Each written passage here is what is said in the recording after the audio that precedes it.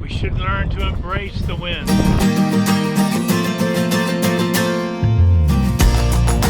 Hi and welcome to Dangerous Runner. I'm Ralph. Today we're going to talk about running in the wind. I was going to do that today, but I just didn't quite feel 100%.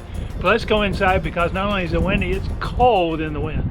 Hey, so welcome back inside. I haven't been running as much as I normally would like to.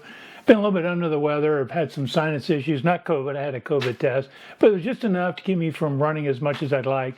But I've been feeling a little better and thought I would go for a run today. But we've got this huge wind going on outside. We're having steady state winds around 15 miles per hour. I've had some gusts in my yard up to 40 miles per hour today. So I just didn't feel like I had the energy to go out and do a run in those kind of wind conditions.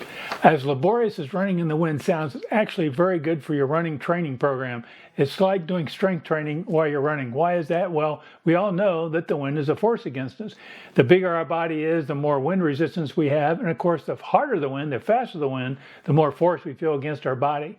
So running against the wind takes more effort. There's one study done back in the early 70s that was a treadmill effort with one runner where they were in a wind tunnel and they were measuring the oxygen consumption. And oxygen consumption is kind of a measure of the energy expended. And what they found is the amount of energy increased with the square of the amount that the wind increased. For example, let's say the wind doubled. It went from 5 miles an hour to 10.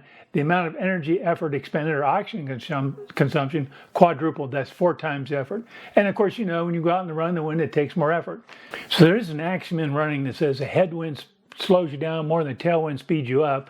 Though I don't really care too much about my speed, but there was actually some information I uncovered that said running in a wind roughly equal to the pace you're running slows your pace down about 12 seconds, but the tailwind of that same amount speeds you up about 6. I wouldn't pay too much to those numbers from an absolute value, but I think the message is clear. It's like the axiom, a headwind slows you down more than a tailwind speeds you up. But don't worry about your speed. Go out and run and just enjoy being outside. Now, of course, you do need to pay attention to your body. How are you feeling? It does take more energy to run when you have strong headwinds. That's why I didn't run today. Not quite recovered from the sinus infection I've been dealing with. Had it not been real windy, I probably would have done a short run, a small run, but not today. Running in 25, 30 mile an hour winds is not something I should be doing until I'm really 100%. So maybe tomorrow it'll be reduced and I'll give it a try tomorrow. So do listen to your body. Don't go out and run in a strong headwind if you're not 100%. So there are some things we can do to accommodate the wind and compensate for the wind when we go out and run. The first thing is, especially in cooler weather, if you can, start your run running into the wind. You're fresher, you're able to withstand that wind resistance a little better. And then when you come back to the wind, you're back, when you're all hot and sweaty, you don't have that cold wind chilling you off or making you feel chilled as much if it's hitting you in the front as opposed to hitting the back. Now in the summertime, you might want to do the opposite. You might want to have the wind at your back on the way out, and on your front coming in. The reason having the wind in the front when you're coming in is to help cool you off in the summertime. And another reason for doing the opposite sometimes, that is having the headwind on your return, is running on tired legs. It kind of trains you and strengthens your legs if you run sometimes on tired legs in a headwind. So do consider the opposite sometimes, but generally kind of run with the wind at in your face on the way out and on your back on the way in.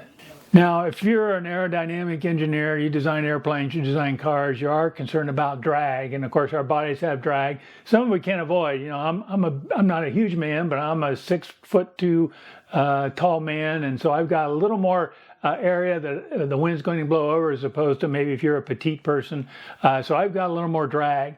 There are a couple things you can do to minimize the drag. One thing is wear tighter fitting clothes. If you've got a jacket that's flopping around in the air, that's going to increase your drag, make it a little harder. You ever drive down the highway and you see this semi-truck drive by that's got this canvas covering, the canvas is flying around in the wind? That's increasing his drag. So tighter fitting clothes will help you a little bit.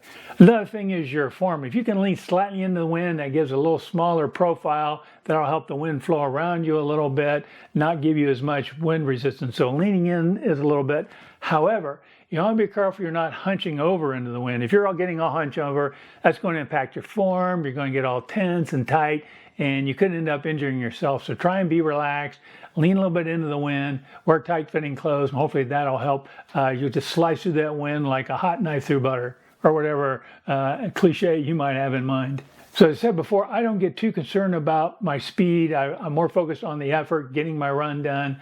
So don't if you do have a headwind, you do have some strong winds, just kind of ignore your pace. Just go out there and do your run, get your distance or your time, whatever it is you're doing that day. Now, one little tip I came across, I've not noticed this as far as having problems in breathing, but if the wind's blowing right in your face, you might find it a little harder to breathe. One side I looked at said, turn your head, and turning your head may make it easier to breathe. I'm just passing on that suggestion.